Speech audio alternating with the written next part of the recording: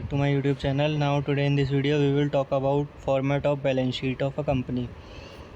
It is a vertical balance sheet of a company.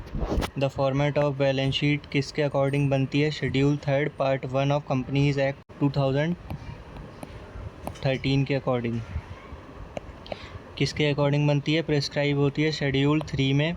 Schedule 3 के part 1 में किस चीज़ के? कंपनी एक्ट 2013 के। बैलेंस शीट का मेन हेड कौन कौन से होते हैं? वैसे तो हमारे पास एक चैप्टर और है जिसमें हमें पूरी बैलेंस शीट सिखाई जाती है। वो पूरा चैप्टर में हमारे बैलेंस शीट के ऊपर ही बेस्ड है, तो उसके अकॉर्डिंग हम फिर बैलेंस शीट को सीखते हैं। बाकी शेयर कैपिटल में भी बैलेंस शीट बनाने को आती है, एनपीओ में भी आती है, तो काफ़ी जगह ये बैलेंस शीट हमें बनाने के लिए कहा गया होता है। तो इसलिए हम इसमें बैलेंस शीट का फॉर्मेट और देख लेते हैं कैसे कैसे बनती है। तो हमें पहले दो चीज़ें होती हैं, इक्विटी लायबिलिटी और एसेट्स। फर्स्ट हेड क्या होता है? Equity and liability.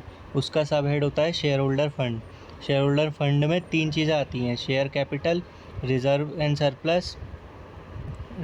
सरप्लस और money receive on share warrant. Share warrant एक चीज़ होती है against a share warrant. Money हमें रिसीव होता है शेयर वारंट के अगेंस्ट। ये बहुत रेयर केस में आता है हमारे पास, वैसे आता नहीं है, ये हमारे सिलेबस में नहीं होता है। बाकी ये दोनों चीज़ें आती हैं। पहला हो गया हमारा शेयर होल्डर फंड, फर्स्ट सब हेड। उसके अंदर सब हेड के भी अंदर हेड आते हैं कौन कौन से? दो, एक शेयर कैपिटल, दूसरा कैपिटल रिज़र्व। नेक्स्ट हमें क्या सेकंड इसका सब हेड होता है share application money pending on allotment. Share की एप्लीकेशन की मनी कुछ जैसे हमें रह जाती है अलॉटमेंट के टाइम पर, तो वो रिसीव होती है, तो वो हम इक्विटी लायबिलिटी के सेकंड हैंड में डालते हैं। फिर आती हैं हमारी नॉन करंट लायबिलिटीज़। जैसे यहाँ पर कहा है ना इक्विटी, तो ये तो इक्विटी की चीज़ें हो गई। अब आती हैं लायबिलिटी की चीज़ें, तो ये हो गई हमारी सारी लायबिलिटी की चीज़ें। थर्ड पे आती है हमारी non current liabilities. Non current liabilities वो होती हैं जो इस साल की नहीं होती है, अगले साल की या फिर उससे भी अगले साल की, या लॉन्ग टर्म की जितनी भी हमारी लायबिलिटीज़ होती हैं वो होती है non current liabilities. Current year की नहीं होती हैं जो। लॉन्ग टर्म बोरोइंग्स, जैसे मान लीजिए हमने लोन लिया है 5 ईयर के अकॉर्डिंग, 5 ईयर में रीपे करना है, तो ये हमारी क्या होगी? Long term borrowing. Defer tax liability, जो भी लायबिलिटी होती है टैक्स की वो।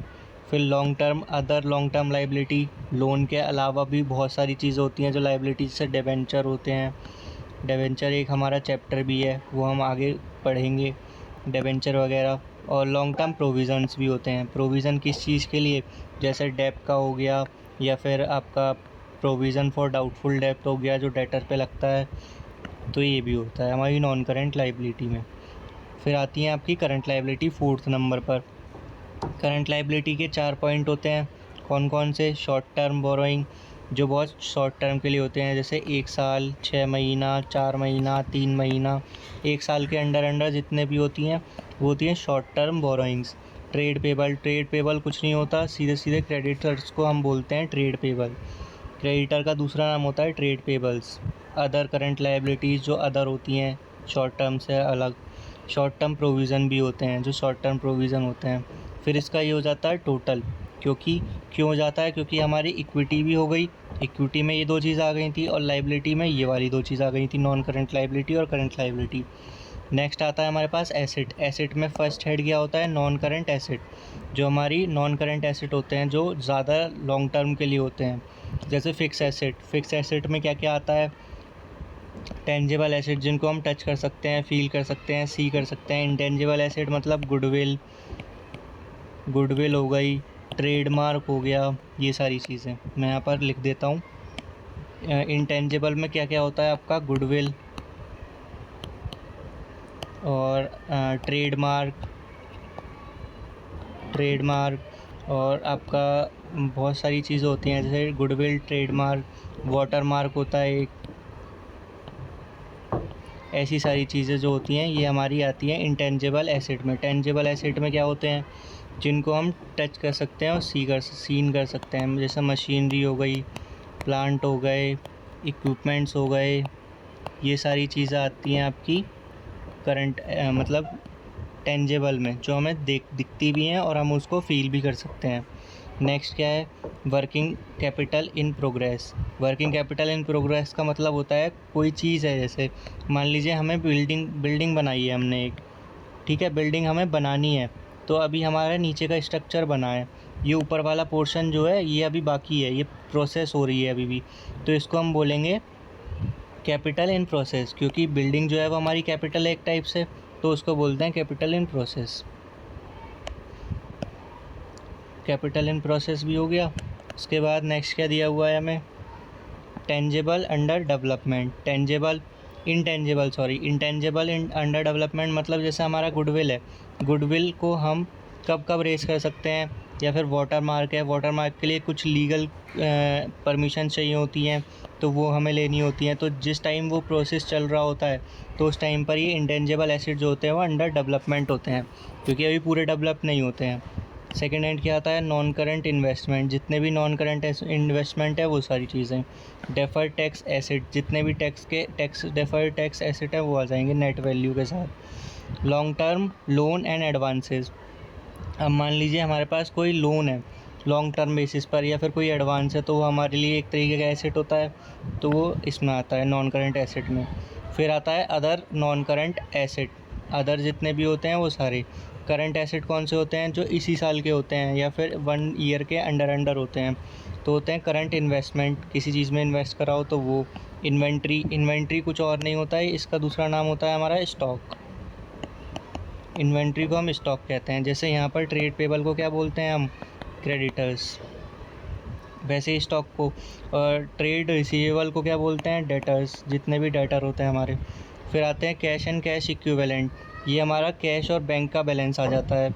फिर short term loan and advances और अदर करंट एसेट, तो ये होती है हमारी पूरी एक कंपनी की बैलेंस शीट। इसको हमें पूरा याद करना होता है कि किस चीज़ में क्या आएगा, जैसे फर्स्ट है इक्विटी लाइबिलिटी, उसमें शेयर होल्डर फंड में share capital, reserve surplus, second पे ये, थर्ड पर ये, ऐसे ऐसे हमें ये चीज़ें याद करनी होती हैं। इस पूरी बैलेंस शीट को हमें एक तरीके से मेमोराइज़ करना होगा।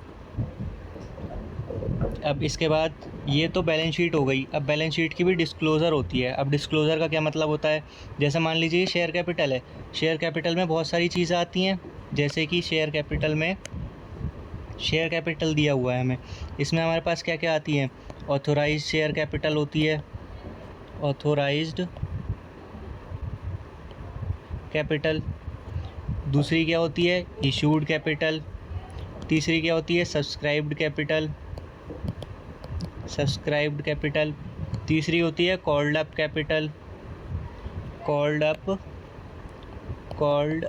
कैपिटल। तो ये जितनी भी टाइप की कैपिटल होती हैं ये हमारी अलग अलग डिफरेंट टाइप की होती हैं, तो जिस वजह से हमें ये इनकी कैलकुलेशन करनी पड़ती है अलग अलग के अकॉर्डिंग। इनकी कैलकुलेशन करने के लिए बनाते हैं हम डिस्क्लोज़र ऑफ बैलेंस शीट, क्योंकि हम यहाँ तो दिखा नहीं सकते कि जैसे हमने शेयर यहाँ पे हेडिंग डाली इक्विटी लाइबिलिटी, हेड डाला, सब हेड डाला कि शेयर होल्डर फंड, फिर डाला शेयर कैपिटल, तो ऐसे ही जैसे यहाँ पर ये नोट नंबर है ना, ये डिस्क्लोज़र का नोट नंबर होता है। जैसे मान लीजिए हमने कैलकुलेशन की है इक्विटी शेयर कैपिटल की है किस में, डिस्क्लोज़र 1 में, तो यहाँ पर हम डालेंगे डिस्क्लोज़र 1।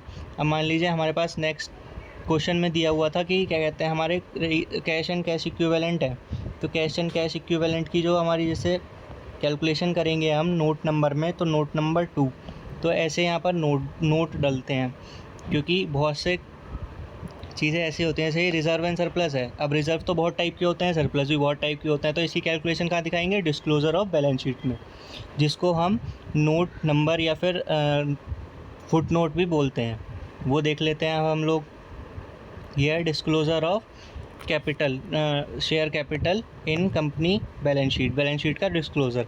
अब देखिए यहाँ पर एग्जांपल के साथ दिया हुआ है कि अगर इक्विटी शेयर कैपिटल है, इक्विटी शेयर लाइबिलिटी में लिखा, इक्विटी एंड लाइबिलिटी में share holder fund, share capital, मान लीजिए हमें बनाना है, इसकी कैलकुलेशन करनी है, तो नोट टू अकाउंट बनाया, नंबर डाला 1, फिर लिखा शेयर कैपिटल में क्या आता है, authorised, issue, subscribed, fully subscribed, या फिर जो हमारे सब्सक्राइब नहीं हुए हैं वो वाली अमाउंट।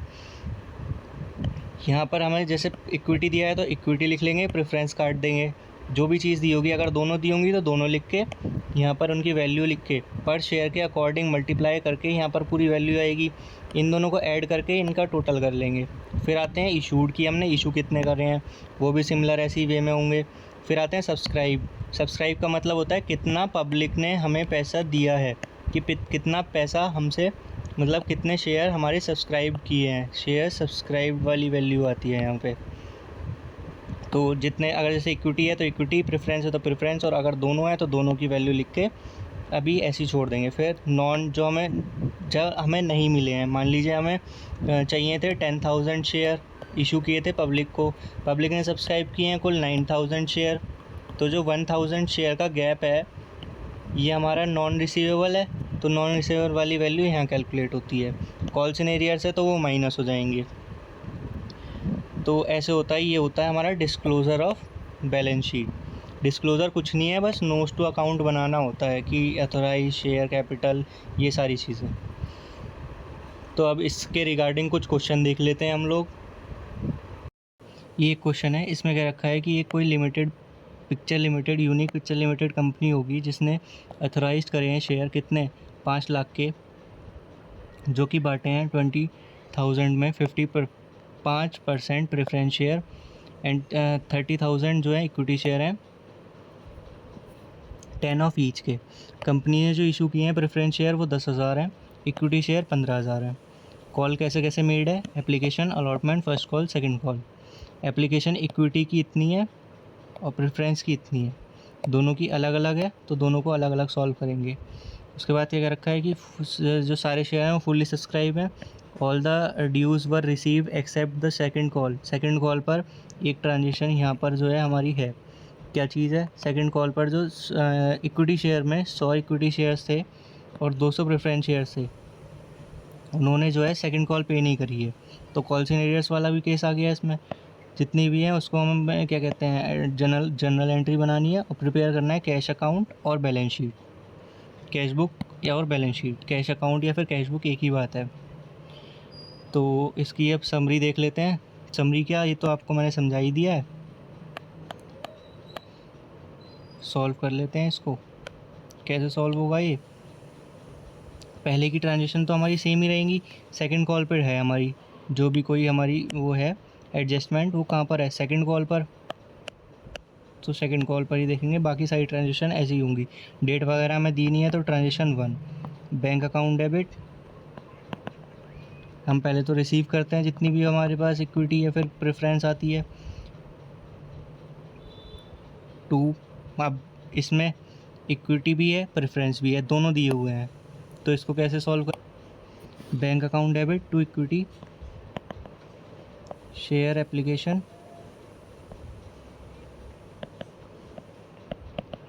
फिर हम लिखते हैं 2, प्रेफरेंस शेयर भी हैं तो प्रेफरेंस शेयर एप्लीकेशन, ये भी हमारा क्रेडिट होगा।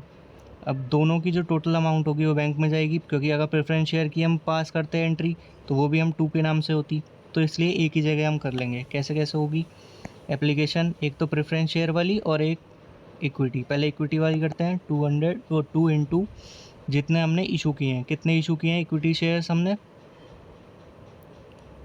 आपके 15,000 के, 2 इंटू 15,000 प्लस प्रेफरेंस शेयर भी होंगे। प्रेफरेंस शेयर कितने हैं, 10,000, और पर शेयर कितना है, 2 का ही, तो 2 इंटू 10,000। टोटल अमाउंट कितना होगा, ये 30,000, 30 प्लस 20, टोटल आएगा हमारा 50। इक्विटी शेयर में कितना आएगा, 2 इंटू 15 मतलब 30,000, और प्रेफरेंस शेयर में क्या आएगा, 2 इंटू 10,000 मतलब 20,000 और यहाँ पर आएगा आपका 30,000। नरेशन में क्या लिखेंगे, being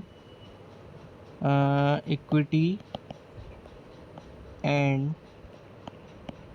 preference share receive, next entry T2।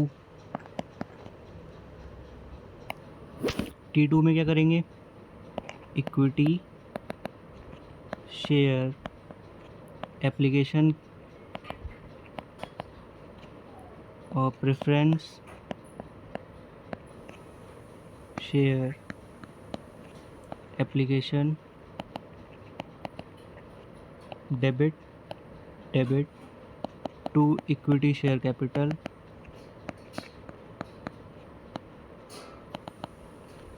To preference share capital. दोनों को हम लोग अलग ही अलग रखेंगे।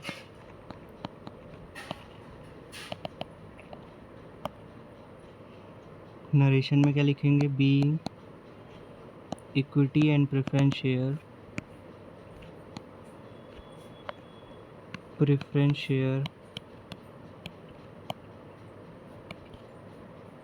equity and preference share transfer to their capital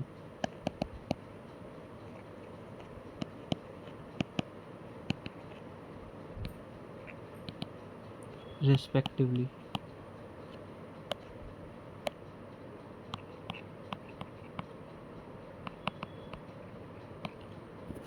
amount तो सेम ही रहेगी, 30 और 20, 30,000 20,000 30,000 20,000। नेक्स्ट एंट्री पास करेंगे T3 अलॉटमेंट की होगी। अलॉटमेंट हमें खाली इस पे एडजस्टमेंट दी है, तो अभी फर्स्ट कॉल तक तो हमें नॉर्मल एंट्री पास करनी है।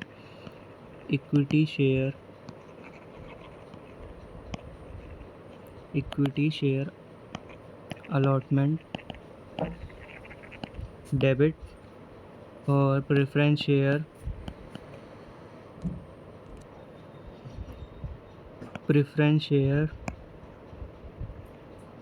Allotment debit to equity share capital to preference share capital.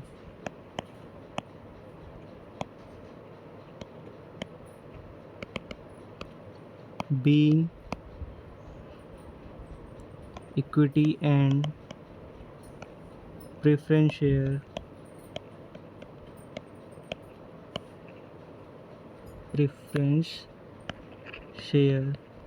due preference share allotment due।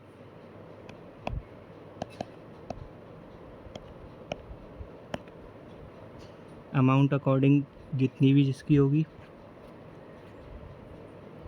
दोनों की 3 है, 10 और 15। इक्विटी की 15 है, 15,000 इंटू 3, 10,000 इंटू 3, टोटल अमाउंट 30,000। इसका टोटल अमाउंट कितना हो जाएगा, इसके ऊपर वाले की टोटलिंग कितनी होगी, 15,000 इंटू 3, 45,000। इसमें लिख देंगे 45,000 इक्विटी शेयर वाले में, प्रेफरेंस शेयर में 30,000। नेक्स्ट एंट्री क्या पास होगी हमारी, फॉर्मेट बना लेता हूँ मैं, 1 मिनट। T4 क्या होगी, बैंक वाली entry, bank account debit to equity share capital, equity share allotment वाली हो गई है, अलॉटमेंट रिसीव होगी ना अब, तो equity share allotment to preference share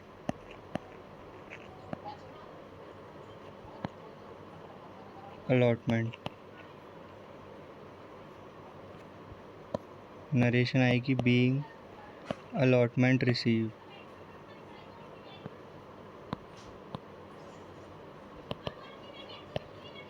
amount तो सेम ही रहेगी, 45 और 30, 45 और 30। टोटलिंग करेंगे तो ये आ जाएगा 75। T5 क्या होगी, फर्स्ट कॉल की, एडजस्टमेंट तो हमारी सेकंड कॉल पर थी, फर्स्ट कॉल भी ऐसी सिंपली ट्रांसफ़र हो जाएगी। Equity share first call, debit preference share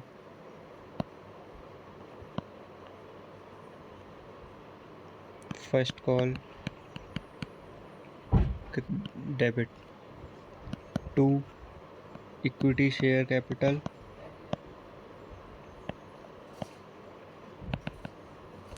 to preference share capital.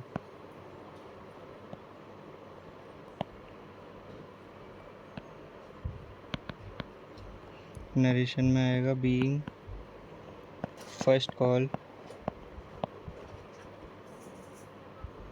Due. Amount क्या लेंगे हम इसकी, 2.5 है, इसकी भी 2.5 है।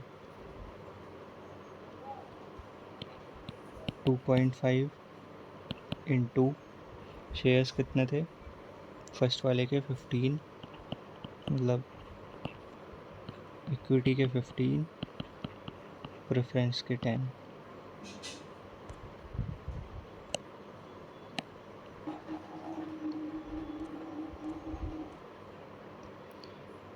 2.5 इंटू 15,000 ये हो जाएगा 37,500। नेक्स्ट क्या हो जाएगी, नेक्स्ट अमाउंट हो जाएगी हमारी 25,000। 37,500। नेक्स्ट एंट्री पास करेंगे T6 बैंक की रिसीव होने की, bank account debit to equity share first call to preference share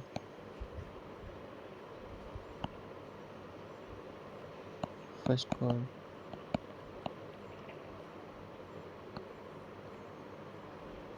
being first call receive,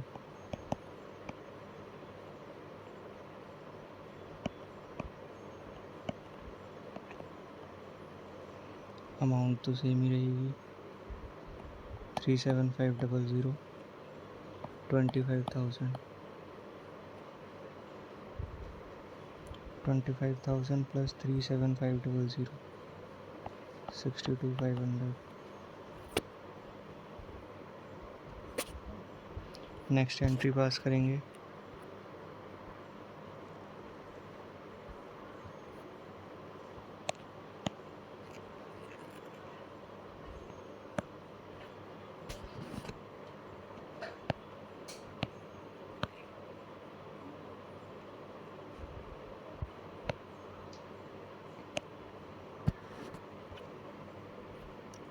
T7।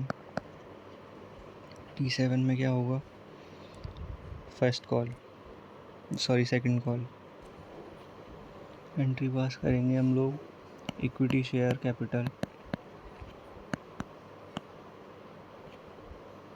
Equity share second call, debit और प्रेफरेंस शेयर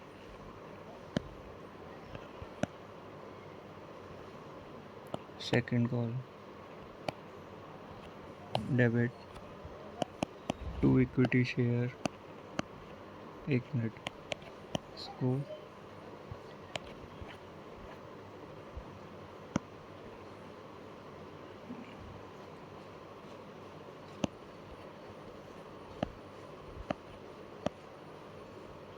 ही लोग आप लोग नहीं कर सकते ऐसा, तो आपको पूरा ही लिखना पड़ेगा।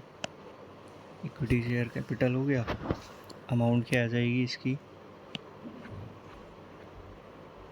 2.5 2.5 दोनों, तो सेम ही अमाउंट आ जाएगी इस वाले की तरह। अमाउंट आएगी आपकी 37,500 और 25,000 की, 37,500 और 25,000।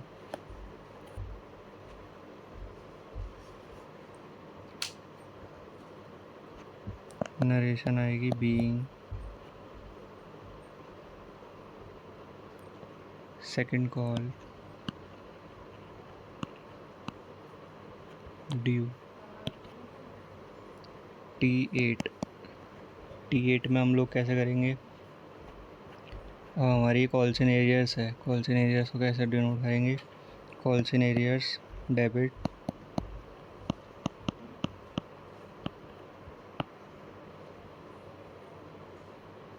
इसने कितनी पे नहीं करी है 2.5 और इसने भी 2.5, तो equity share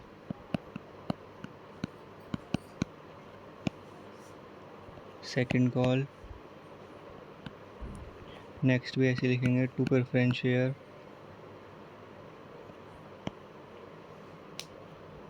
second call, narration में क्या आएगा, बीइंग कॉल सिनेरियर्स,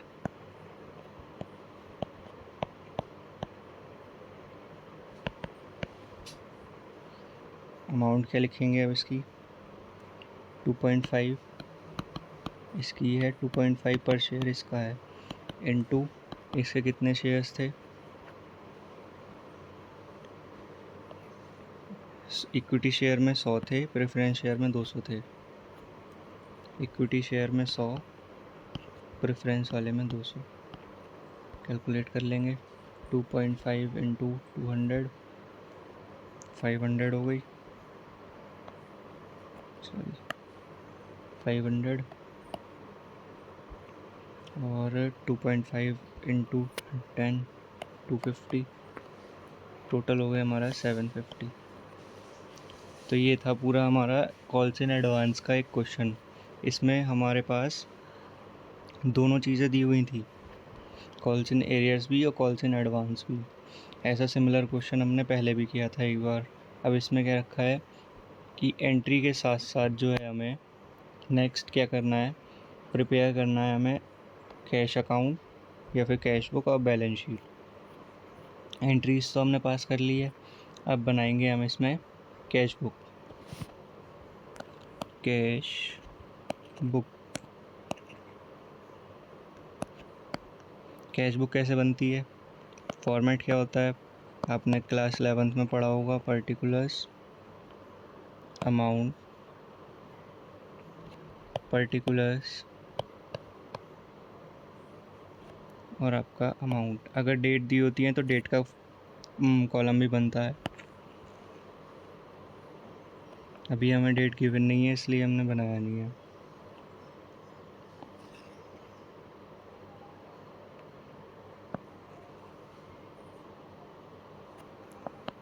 ये पूरा हमारा फॉर्मेट हो गया। कैश बुक की अब स्टार्टिंग करेंगे। स्टार्टिंग में हमें दे रखी थी पेमेंट साइड, पेमेंट यहाँ पर हम पर्टिकुलर्स की जगह रिसिप्ट और इधर पेमेंट भी लिख सकते हैं कैश बुक में। ये क्रेडिट साइड होती है, ये डेबिट साइड होती है। तो पहले आएगा equity share capital, equity share capital, sorry application,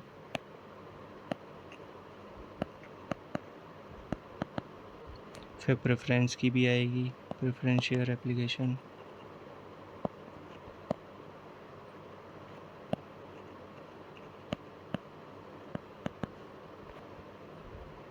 मैं प्रेफरेंस वाले का आपके लिए जो है पेन चेंज कर लेता हूँ ताकि आपको डिफरेंस पता लग जाए। प्रेफरेंस शेयर एप्लीकेशन, इसकी अमाउंट कितनी है एप्लीकेशंस की, 20,000 और इसकी है 30,000। नेक्स्ट आएगी आपकी इक्विटी शेयर अलॉटमेंट,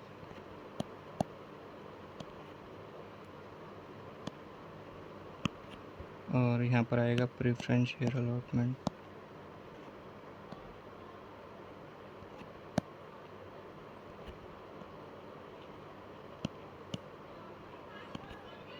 इसकी अमाउंट कितनी होगी, बैंक वाली एंट्री में देखते हैं इसकी अमाउंट। बैंक वाली एंट्री ये है 45 और 30 तो हो जाएगी इसकी, और इक्विटी शेयर की थी 45। नेक्स्ट हम लोग करेंगे इक्विटी शेयर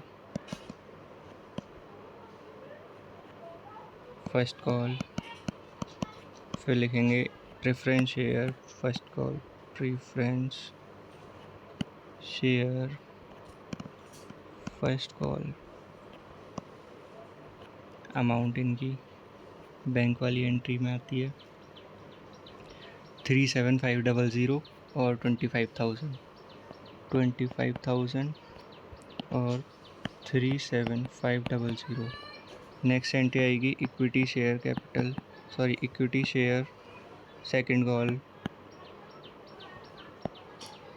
फिर आएगी प्रेफरेंस शेयर सेकंड कॉल।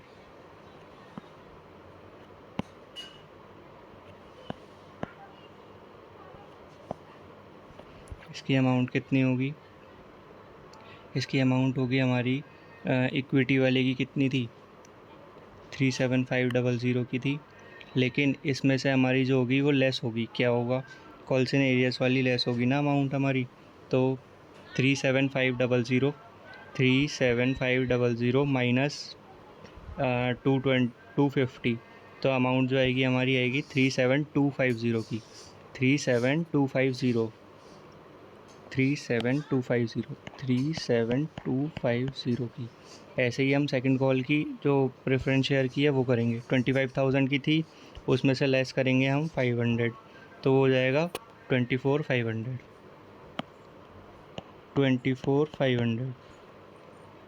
अब इसकी टोटलिंग कर लेंगे हम लोग।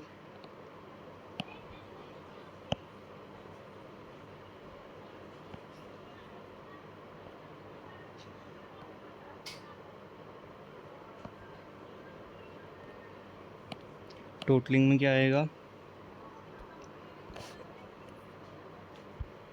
30,000 प्लस 20,000 प्लस 45,000 प्लस फिर से 30,000 plus 37500 plus 25,000 plus 37250 plus 24500। Total आएगा आपका 249,250। ये हमारा क्या होगा, by balance carried down 249,250।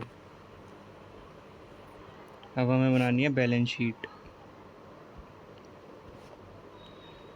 Preparation of balance sheet.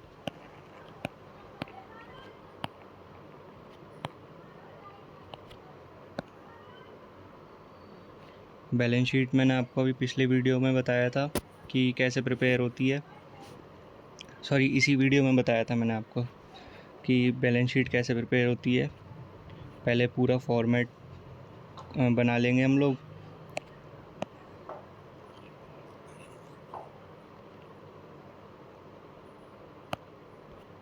Balance sheet का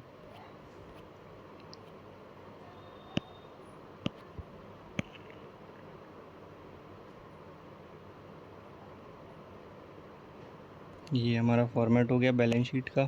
उसके बाद क्या करना है हमें, जैसे हमें इक्विटी फ़ंड दे रखा था तो इक्विटी एंड कैपिटल लिखेंगे पहले, फिर लिखेंगे इक्विटी शेयर कैपिटल, फिर उसके बाद ये जैसे फर्स्ट है इसका, इसमें हम लिखेंगे इक्विटी शेयर, जैसे हमने इक्विटी एंड लायबिलिटी लिख लिया, उसके बाद इक्विटी शेयर या फिर इक्विटी फ़ंड, वो शेयर होल्डर फंड, इसमें हमारी आती है शेयर कैपिटल। पहले नंबर पर आती है क्या चीज़ हमारी, शेयर कैपिटल। शेयर कैपिटल में क्या क्या चीज़ें हमें दी हुई हैं इस टाइम पर, प्रेफरेंस शेयर और वो दोनों चीज़ दी हुई हैं, लेकिन हमें करना कहाँ है इसको, वर्किंग नोट में। वर्किंग नोट मतलब नोट नंबर 1 में। और एसेट में हमें क्या दे रखा है, कैश एंड कैश इक्विवेलेंट, जो हमारा ये वाली बैलेंस आई थी, ये वाली बैलेंस हमारी कैश इक्विवेलेंट में जाएगी। क्यों, क्योंकि ये कैश बुक का बैलेंस है, तो वो एसेट हो गया। तो एसेट में पहला नंबर डालेंगे, फिर लिखेंगे करंट एसेट, क्योंकि ये करंट एसेट में आता है। कैश फ्लो में आपने सीखा ही होगा बैलेंस शीट में, current asset, cash and cash equivalent.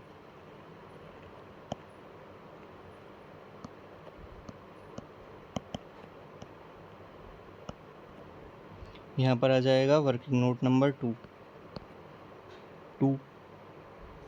To का मतलब ये 2 ना लिखकर हम यहाँ पर सीधा सीधा पोस्ट ही कर देते हैं ना अमाउंट, जब हमारे पास है ही अमाउंट। तो फाइंड थोड़ी ना करनी है, ये वाली अमाउंट है तो इस अमाउंट को हम पोस्ट कर देंगे। ये हमारे पास अमाउंट आई थी कितनी, 249250 की। अब नोट बना लेते हैं हम लोग, notes to accounts. Notes to account कैसे बनेंगे वो भी मैंने आपको अभी बताया था पीछे इसी वीडियो में। Notes to account,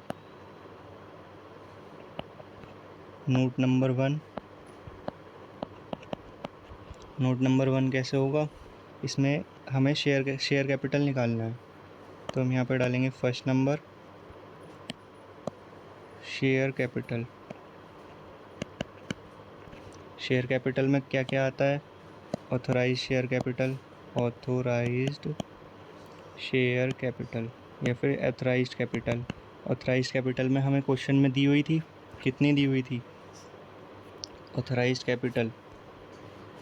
authorised capital आपकी ये दी हुई थी 5 लाख की दी हुई थी, जिसमें कि आपके प्रेफरेंस शेयर जो थे, प्रेफरेंस शेयर थे आपके 20 और 30 थे आपके इक्विटी।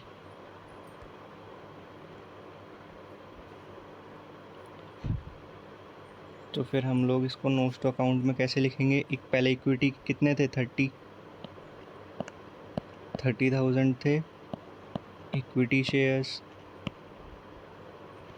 और 20,000 थे हमारे preference shares, 5% preference shares.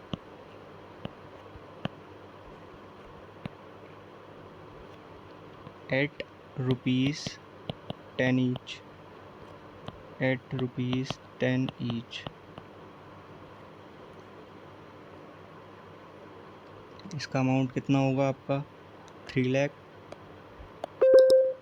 Next amount हो जाएगा आपका 2 लाख। टोटल अमाउंट कितना हो जाएगा, 5 लाख, जो कि थी हमारी ऑथराइज कैपिटल। उसके बाद यहाँ पर लिखेंगे हम इशूड कितनी हुई है, इशूड कैपिटल। इशू कैपिटल में क्या क्या आएगा, कितनी इशू हुई थी हमारी, ये देख लेंगे हम लोग। इसमें कहा था हमें जो इशू कर रहे हैं हम लोग वो थी आपकी 10 और 15। ये थी ना 10 और 15, प्रेफरेंस शेयर 10 और इक्विटी शेयर 15। तो हम इसको लिखेंगे 15 तो थी हमारी equity, equity share eight ₹10 each, और 10 थी हमारी प्रेफरेंस शेयर की, 5% प्रेफरेंस शेयर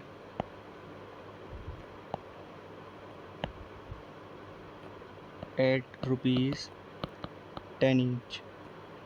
अमाउंट कितनी होगी, इसकी हो जाएगी 1,50,000 और इसकी पूरी हो जाएगी 1 लाख। Total amount 250।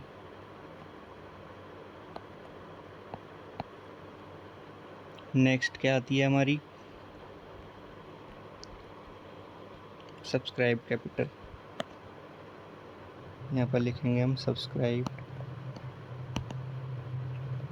कैपिटल। जितनों ने हमें सब्सक्राइब किया हुआ है एक्चुअल में वो कितनी थी। अब सब्सक्राइब में वो आती है कॉल्स एंड एरियर्स को छोड़कर, कॉल्स एंड एरियर्स को हटा देंगे, वो हमारी सब्सक्राइब्ड हो जाएगी। तो सब्सक्राइब में कितनी आनी चाहिए, 15,000 थी। 15,000 में से जो एक जो शेयर था उन्होंने 100 की अमाउंट नहीं पे की थी, तो बची कितनी, पूरे 15,000 थी। 15 में से 100 जाएंगे तो 14,900। तो ये जो है ये हमारी सब्सक्राइब कैपिटल। तो हम सब्सक्राइब कैपिटल को डाल लेंगे, subscribed capital. $14,900 equity share eight ₹10 each. ऐसी प्रेफरेंस में करेंगे। प्रेफरेंस में 10,000 थी, 10,000 में से 2,000 जाएंगे तो कितने होंगे? 9,800, 5% प्रेफरेंस शेयर एट ₹10 ईच। तो ये टोटल अमाउंट कितनी हो जाएगी? इसकी टोटल अमाउंट हो जाएगी आपकी 1,914,900 और नेक्स्ट हो जाएगी 898,000। सॉरी,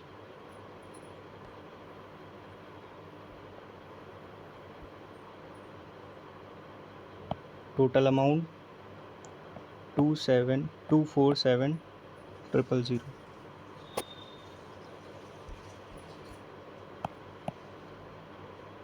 ये बन गए हमारे notes to account.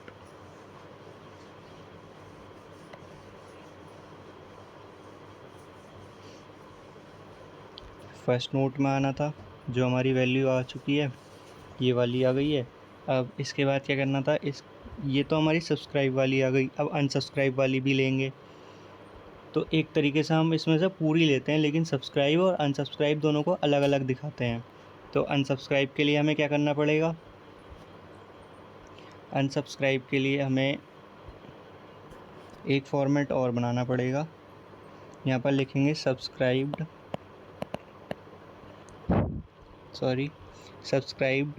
But not fully paid up. वो कैसे? कितने शेयर्स थे इक्विटी वाले? 100 इक्विटी थे। Equity shares at ₹10 each. और जो उसके थे कॉल्स इन एरियर्स के, वो इसमें से लेस होंगे। लेस कॉल्स इन अरियर्स, जिसकी अमाउंट कितनी होती है? वो थी 250 और इनकी अमाउंट कितनी थी? 1,000। नेक्स्ट क्या लिखेंगे? कितने थे? 200 प्रेफरेंस शेयर थे, 5% प्रेफरेंस शेयर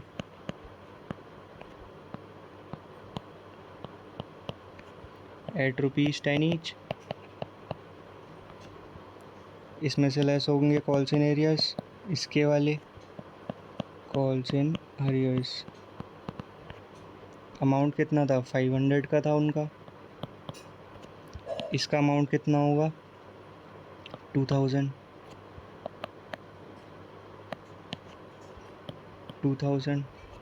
ये इसमें से लेस होके कितनी वैल्यू आएंगी? ये आएगी आपकी 750 और यहाँ पर आएगी आपकी 1,500। इनको भी हम लोग ऐड कर लेते हैं। तो जो टोटलिंग आएगी वो कितनी होगी? पहले तो ये वाली 247,000 प्लस नेक्स्ट अमाउंट कितनी आई थी हमारी? इन दोनों को भी प्लस करेंगे, 750 प्लस 1,500। तो जो हमारी टोटलिंग अमाउंट जाएगी वो ये जाएगी 249,250। तो ये हम बैलेंस शीट में लिख लेंगे 249,250। ये था एक full fledge question exam point of view से, जो कंटेन करेगा 12 to 15 मार्क्स। ये ऑब्टेन करता है पूरे एग्ज़ामिनेशन में।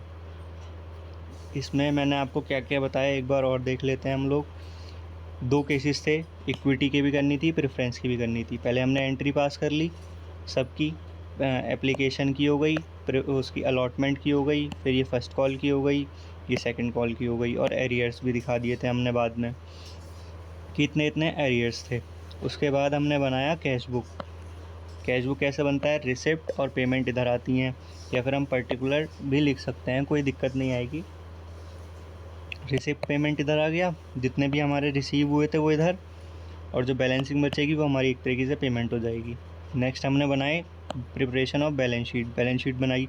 बैलेंस शीट के लिए पहले इक्विटी चाहिए होती है, उसके अंडर सब हेड में आता है शेयर होल्डर फंड, और सब हेड में आता है शेयर कैपिटल। तो उसके लिए हमें नोट 1 बनाना पड़ा। नोट 1 कैसे बनाया हमने?